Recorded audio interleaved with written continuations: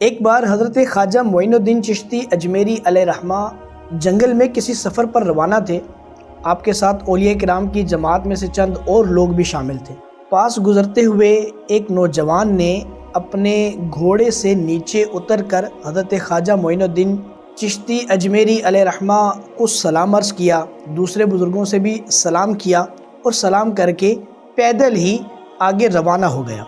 کچھ دیر آگے جا کر اس نے مڑ کر پیچھے دیکھا، گویا یہ دیکھنا چاہ رہا تھا کہ جن بزرگوں سے میں ابھی ملا ہوں وہ مجھے نظر آ رہے ہیں یا نہیں۔ جب دیکھا تو پیچھے وہ نظر آ رہے تھے، پھر ہی پیدل جانے لگا۔ کچھ دیر اور آگے گیا اور پھر اس کے بعد اس کے گھوڑے کے ٹاپوں کی آواز آنے لگی۔ حضرت خواجہ معین الدین چشتی اجمیری علیہ رحمہ نے فرمایا، لگتا ہے کہ یہ نوجوان جو تھا یہ ہمارے ادب کی وجہ سے اپنی سواری سے نیچے اتر گیا۔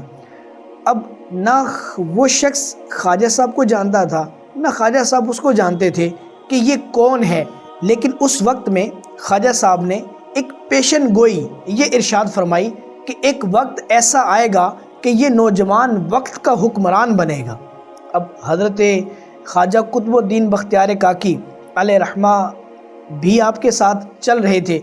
انہوں نے کہا کہ حضور، دیکھنے میں تو یہ شخص شاید غلام لگتا ہے اور آپ فرما رہے ہیں کہ یہ وقت کا حکمران بنے گا، ایک غلام کیسے وقت کا حکمران بن سکتا ہے؟ خواجہ صاحب نے فرمایا کہ اس نے صرف اس وجہ سے ہماری تعظیم میں گھوڑے سے اپنی سواری سے نیچے اتر گیا کہ یہ کوئی اللہ والے ہیں، یہ ہمیں جانتا نہیں تھا۔ ہمارے ظاہری حلیوں کا اعتبار کرتے ہوئے اس نے ہمارا اکرام کیا، ہماری تعظیم کی۔ ایک وقت آئے گا کہ اللہ اس کو بڑے مقام سے نوازے گا۔